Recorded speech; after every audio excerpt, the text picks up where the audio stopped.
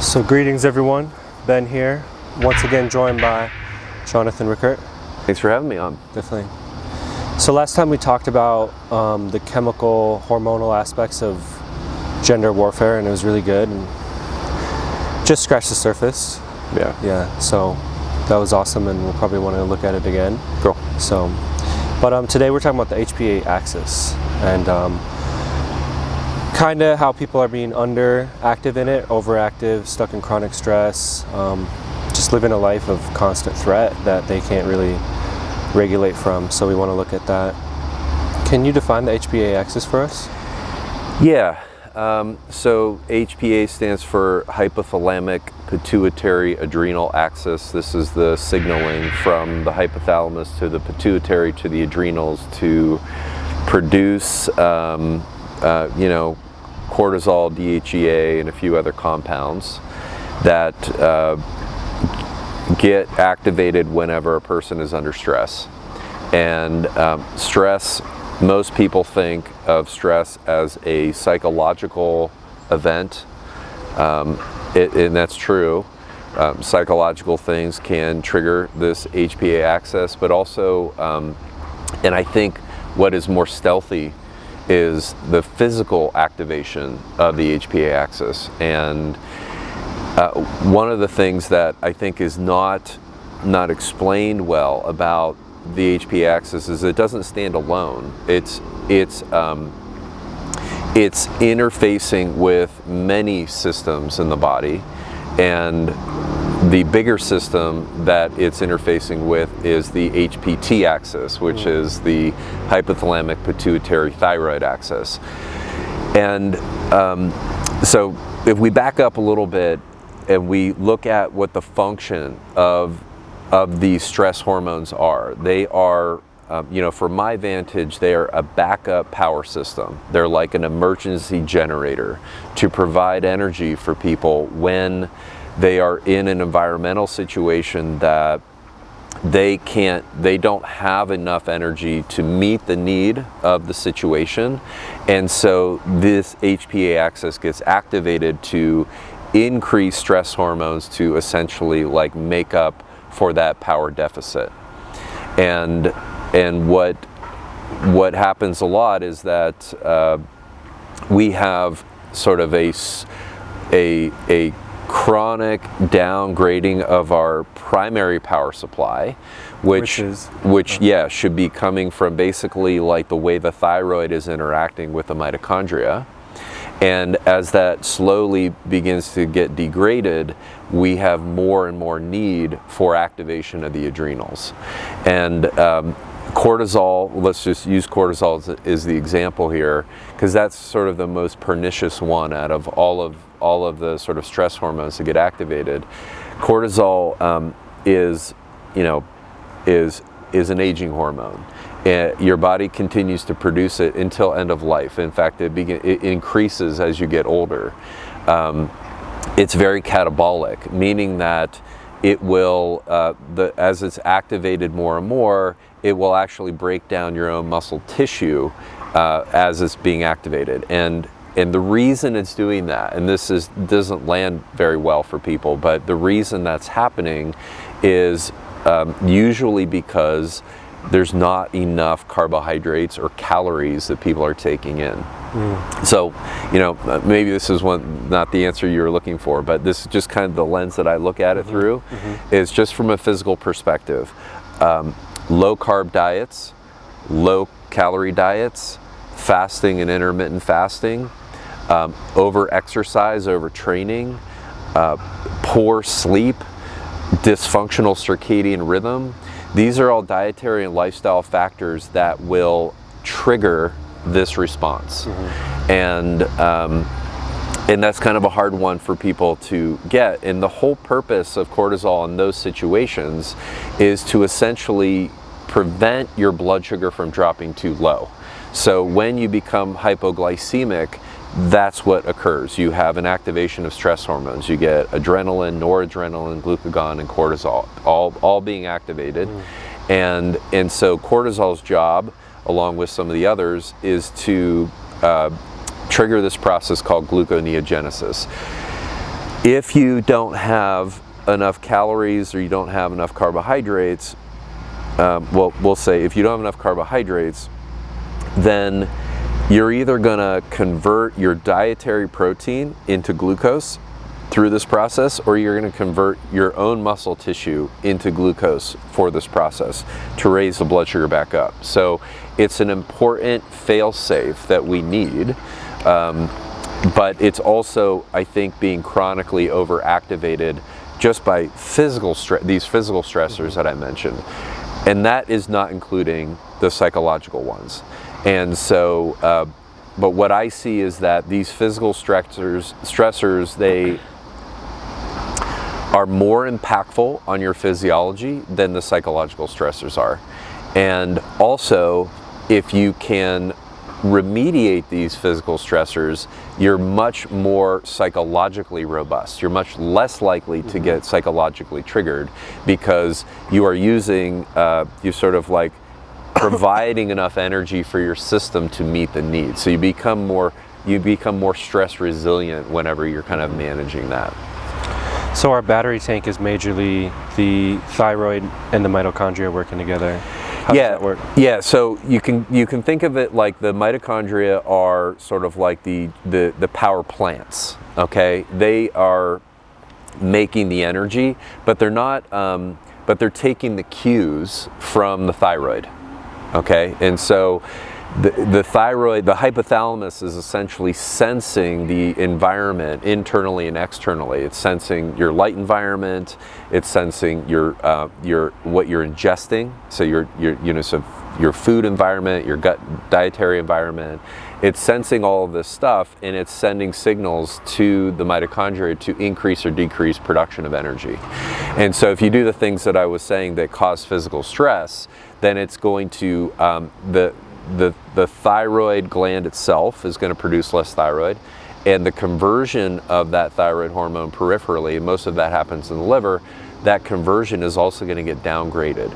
And so so at the end of that, you basically have less free thyroid hormone, or free T3 if you were to measure it in your blood work. And that's the signal to the mitochondria to increase or decrease its production of energy. So it's sort of like the executive system, right? The executives are telling the power plant, make more or less energy. And so what happens is like, okay, let's say you're not getting enough sun, you are not sleeping well, you're under eating, you are over exercising relative to your food intake, all these things. You're creating this signal, this environmental signal of sort of scarcity, but the demand that you're putting on your body is like, we need more. And so the way that your body is going to make up the difference or the deficit for that is by triggering these stress hormones. And so what ends up happening over time is that this process just continues. So if this is sort of like your thyroid and this is like your adrenal system, right? Over time, you start to get this kind of thing happening. And so what a lot of functional medicine doctors will do is they will run like an adrenal profile of some sort. It might be a salivary test, it might be a urine metabolite test, it could even be a blood test, and they'll go, yeah, your cortisol is really high. All right, so that's sort of like the second stage of stress, because it shouldn't be high if you are already optimizing for thyroid and mitochondrial function in the first place, right? But in that place, you would have sort of like cortisol in its Goldilocks rhythm, right? So its rhythm is going to start to rise, 4 or 5 a.m. in the morning, and it's going to peak sort of late morning, and then it's going to decrease from there, and then by the time you're ready to go to sleep, it's at a pretty low level, and then it's going to fluctuate like that in a 24-hour rhythm. So, in the ideal state, that's what's happening. In your first state of stress, you're going to see high cortisol and lower thyroid function. And by the way, this is a negative feedback. So as your cortisol goes up, it signals to the pituitary and to the liver lower thyroid hormone. So it's decreasing metabolic rate as a result of that. And then if you are living at at that place for long enough, then you get a down regulation of cortisol too, because it's so catabolic and so aging, your body's protecting itself from that. Wow. And that's why it down regulates it. And so that the is thing you need also gets cut off in a yes, exactly. And so this is what you may have heard of called adrenal fatigue. The adrenals are not fatigued per se, you know, they still have the ability to produce cortisol. It's just the entire metabolic system has been stressed for so long that the body is sort of going into ultimate survivor mode, you know, and it's like stopping the production of even the stress hormones so it doesn't just catabolize itself. Wow. So it feels like we've been going at things very wrong, especially when it comes to developing resilience. You know, that's a topic we're really into, especially men today. We're like, wow, we've become soft. Let's hit the gym. Let's cold plunge. Let's do all this extremely physiological, stressful stuff. And instead of, you know, basically tearing ourselves down, do you think we should maybe start with the period of regeneration first to like boost our battery back up? Absolutely. So, you know, like sleep, for example, is the probably, and so you're talking about men. So what's really important to sort of defining the physiology of men is the amount of testosterone you have, as well as the amount of DHT that you have, which is even more potent than testosterone. It's a metabolite, dihydrotestosterone. It's the most potent androgen. Also optimizing for DHEA, which is also androgenic. It's less than testosterone, but it's still androgenic. So like, as men, you want to be optimizing for these androgenic hormones. In my personal experience and in analyzing testosterone for clients, the biggest, if I had to pick one, the biggest contributor to, you know, high or low testosterone is sleep quality and duration. And so this basic lifestyle, you know, feature is inherently regenerative, and so that is very important to do that. Where a lot of, you know, men might go looking to optimize for, say, micronutrients, they might go like zinc or vitamin D, or they may even go the herbal route. How can I take an herb that's going to increase testosterone? Or, but these are all like, it's like here's a little lever that you can pull on that's going to get you a 0.5% improvement, and over here is this massive lever that you can pull on that's going to get you 80% improvement. And everyone's focused on these little levers over here trying to get 0.5% here and there, when there's this one. It's lifestyle change versus a supplement. It's a lifestyle change. And so this is why also it's so difficult, because people don't want to change. You know, it's more and more difficult to change as you age, and so that requires, like, to, you know, for someone who's maybe, you know, crushing it at work, where work is the priority, they're going to sacrifice all of these regenerative tools that they have that would actually reinforce and maybe make the work even more productive and creative, you know? So sleep is a big one. And another one is, you know, so you mentioned like going to the gym more often, or just hardening yourself. Yeah. So like really that is like, if your ability to do work, you know, physical work or work at the office, or any kind of work that you would consider masculine, has to be balanced in relation to your ability to regenerate from that work. So it's the same principle in training, you know, physical training, is that your workload is synced to your ability to recover from that workload. And if you're not recovering from that workload, your performance is going to decrease relative to your, you know, lack of recovery. So if you go to the gym and you're weaker, or you're plateauing, you're not lifting more weight or doing more reps or increasing skill with the type of thing that you're doing, then you're not recovering from it. And so the same principle applies to hormone optimization or to just general energy optimization or any one of these endeavors. And so exercise is inherently stressful. And so I'm not saying don't do it, right? I'm not saying that at all, because I do that, but it has to be balanced with that ability to regenerate. And as you increase your metabolic function, your ability to work becomes increased. And so that is sort of your measure. It's a longer scale effect, which is also problematic in this day and age because people want a quick turnaround, but it is something that you can make lasting. And so cold therapy is also one of those things that's inherently stressful. Now I will say that cold therapy is not shown to increase cortisol, but it is shown to increase adrenaline and noradrenaline, both of which are stress hormones, and that is what's responsible for the alertness.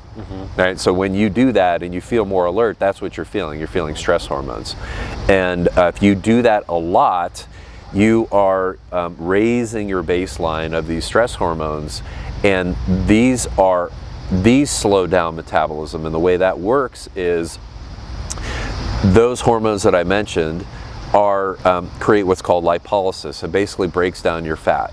And a lot of people think that, well, okay, so I'm fat burning because I'm breaking down fat. And it's like, well, yes, you are, but by doing that, your mitochondria don't work as efficiently.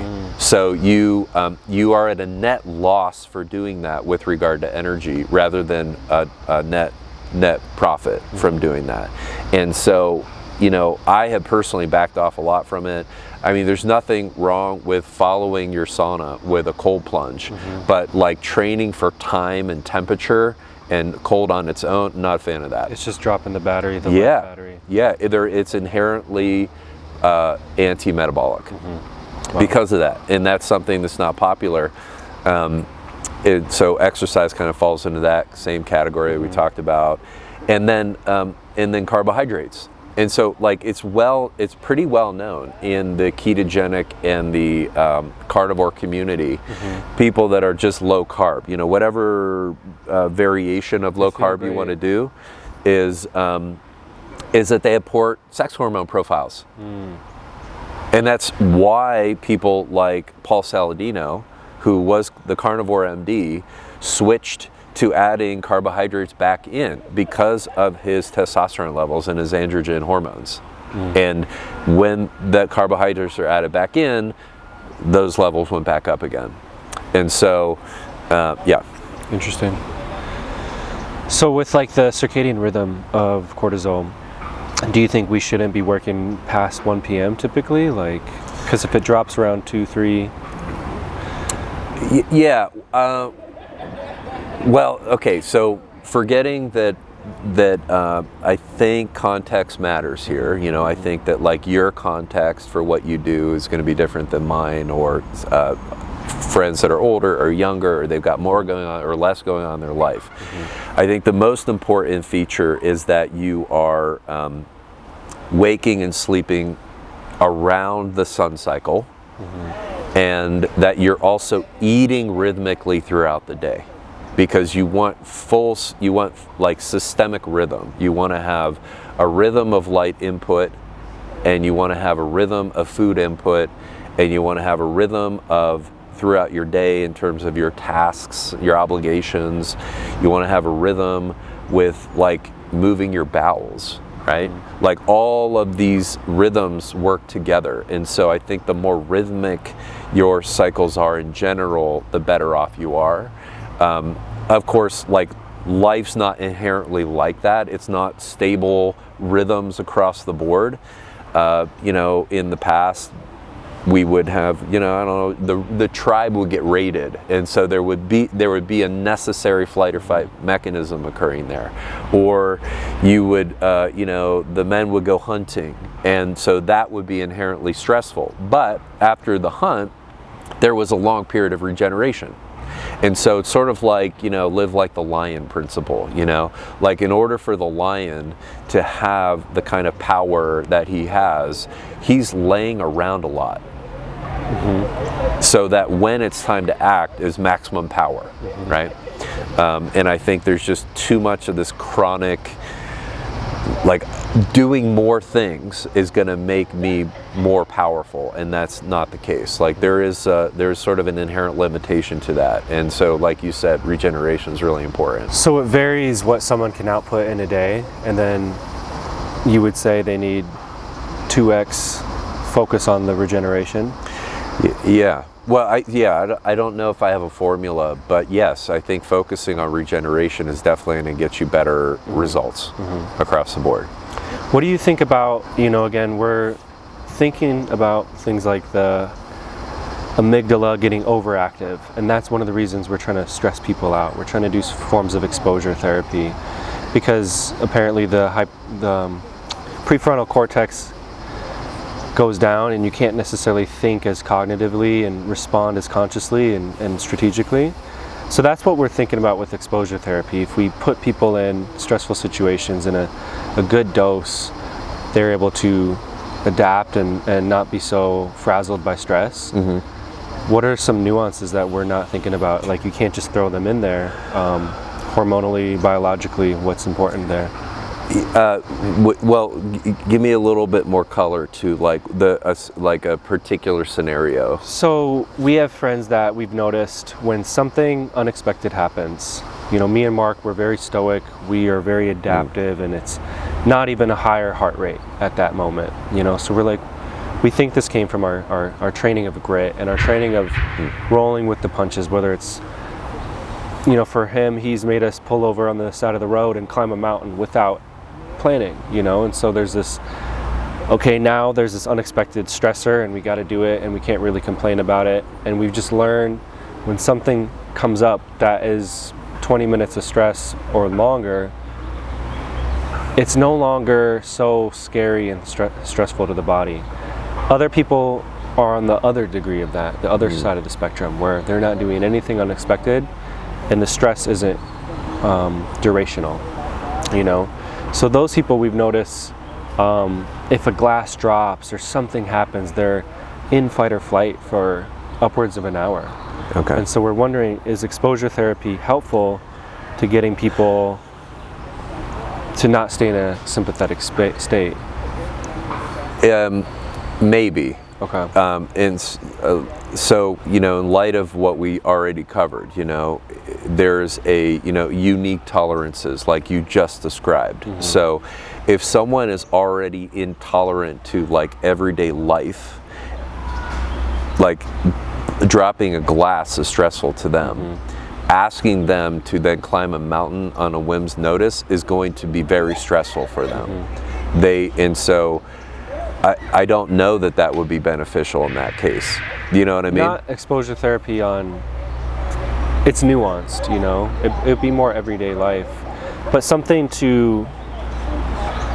there's this inner voice that says, okay, I can't do this, and why would I do this? It would be small doses. It would never be, that's just asinine to us, but there's people that stay in sympathetic from traffic. That's what we're saying. It's how do we get these people to do forms of exposure therapy that, I guess, raise the sympathetic and get them less resistant to that process, Yeah, I don't know the answer to that.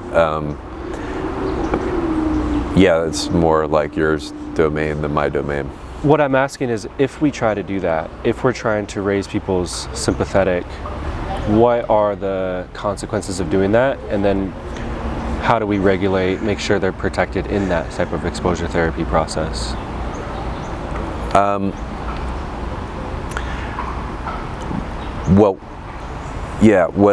What I would do is find these, like, there's many sources of stress that people are experiencing that they're unaware that are stressful.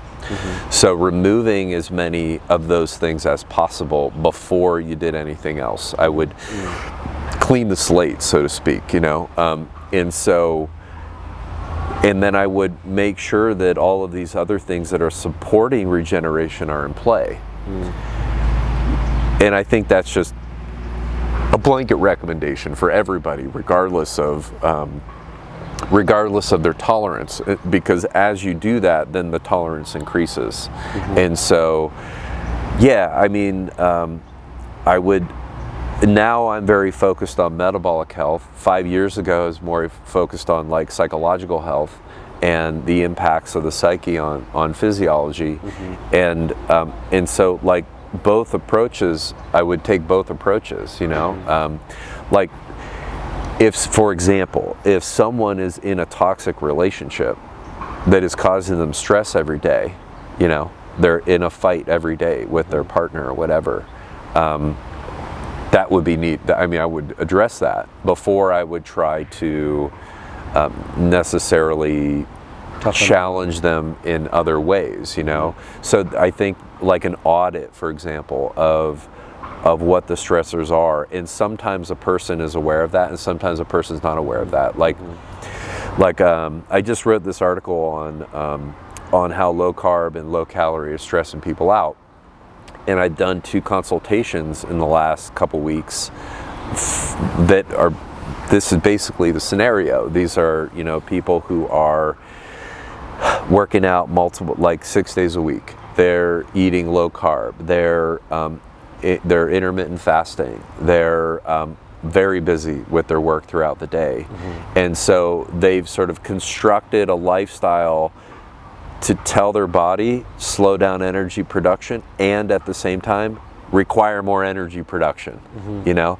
And so that's kind of how I look at it. It's like, how can we just readjust those inputs so that a person is more capable, you know, just generally more capable of handling things. And if you, like I was saying before, if you have good metabolic health, you become much more resilient, either psychologically or physically.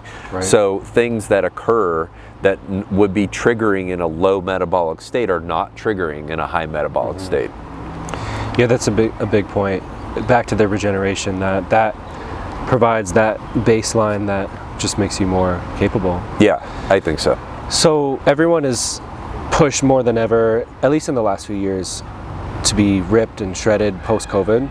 It's a good thing that people are training more, but then now they're depleting. And something I've heard you guys say is if you have higher metabolic health, you'll stay leaner, higher testosterone. So people are overtraining and underfeeding themselves. They maybe should take the route that you're talking about. Yeah, well, so you're bringing up a really important thing. I think there's 2 ways to getting shredded, right? There's the way that most people are doing it, which is doing it through stress, right? Where they're running a caloric deficit. How long can they last in that space? Yeah. Right, and that's a faster way to get there, but it comes at a major cost. And then the other way is is a longer scale approach, whereby which could take 6 months, a year, 2 years, because like if you are okay, I'm 47, for example, and when I was 27, you know, my body fat percentage was lower, my caloric intake was higher. I was doing less to achieve that physique, if we're talking about physique, right? And so nowadays, if I want that physique, I would either take the stress approach, which is like calorically deplete and then go work out harder, or take the, you know, it took 20 years for my metabolism to slow down. It didn't just happen because I'm older. It happened because of things in the environment that I was unaware of. Like, for example, polyunsaturated fats and seed oils. Like, that slows down your metabolism. Xenoestrogens in the environment, that slows down your metabolism. You know, there's many reasons why metabolism slows down. So it takes some time to restore metabolism. I'll also say that you know, there's been a number of studies on body fat percentage as it relates to sort of optimal testosterone, and optimal longevity, and it is not this idea of being ripped. So under 10% is not ideal. Under 10% you will have lower testosterone levels. So, you know, I think a good sweet spot for men is like between 10 and 14%.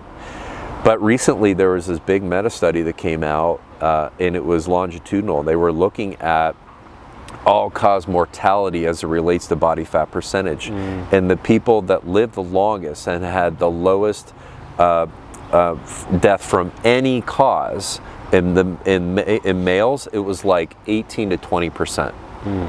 And that does not look like what people are trying to achieve right now. Alone and yeah. You know what I mean? And so I think there's also a recalibration needs to happen with what is considered healthy.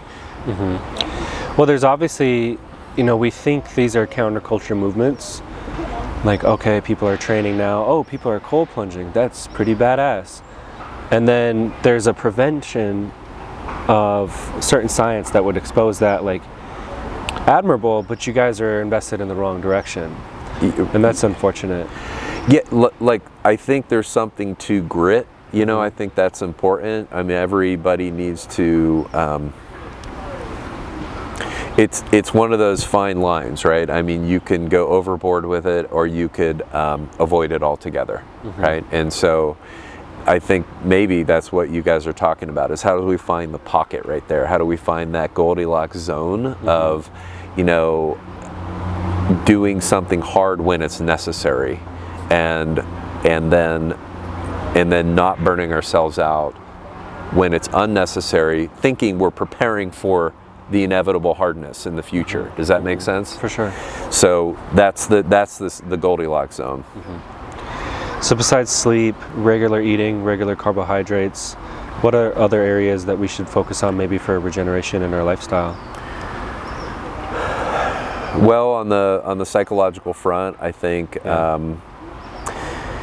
learning to sit is a good one. Learning to sit and do nothing, you know, otherwise known as meditation, but to sit and to be able to find an energetic posture that that is not involved with incessant thinking.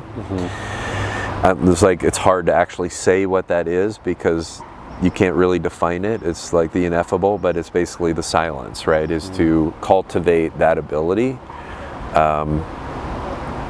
I think finding sort of relational harmony with the people in your life and is important. I think finding something you're passionate about doing is also important. And so some people call that purpose or mission, but just something that you like doing, because if with your time, if you're just doing a job for a paycheck, that's going to, your body's going to experience that as inherently stressful.